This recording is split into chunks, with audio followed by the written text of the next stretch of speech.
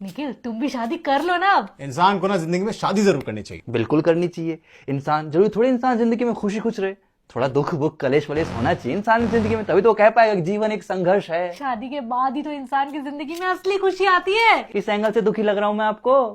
अरे भाई शादी के बाद इंसान और ज्यादा खुश रहने लग जाता है। अच्छा खाओ माँ कसम, खाओ खाओ। अच्छा तो एक काम कर, अरेंज मत कर। हाँ लव मैरिज कर लो अपनी पसंद से। अब चाहे अरेंज करो चाहे लव, रिजल्ट, परिणाम, मंजिल, अंजाम, डेस्टिनेशन एंड कंक्लूजन सबका एक ही होता है, सत्यानाश।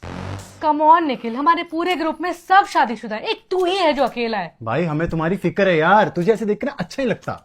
दूसरे को खुश देख के अच्छा लगता है किसे है, और जो तुम दोनों को फील हो रहा है ना मेरे लिए, उसे फिक्र नहीं कहते, उसे जलन कहते, जलन जलन खोरो।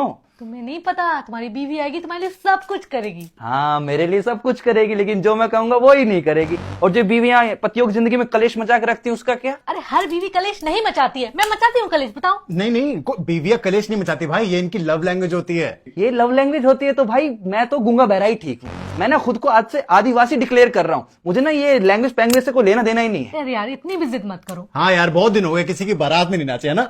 हाँ तुम लोगों की एक दिन के नाचने के चक्कर में मैं जिंदगी भर किसी और के इशारे पे नाचू। वाह कैसा मर्द है रे तू मर्द होके तेरे को शादी करने की चाह नहीं होती है। ओ भाई हम मर्दों का क्या है, हम मर्दों को तो शादी से पहले भी शादी की चाह होती है, शादी के बाद भी शादी की चाह होती है, वो भी दूसरी।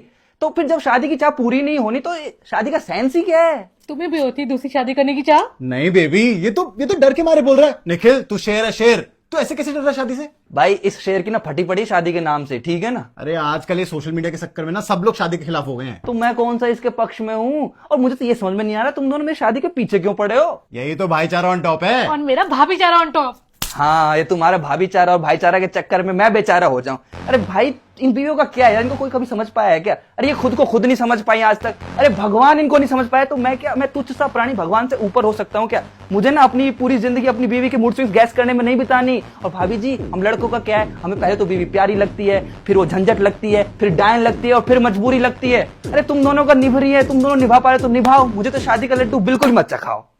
शादी करवाने के पीछे पड़ गए।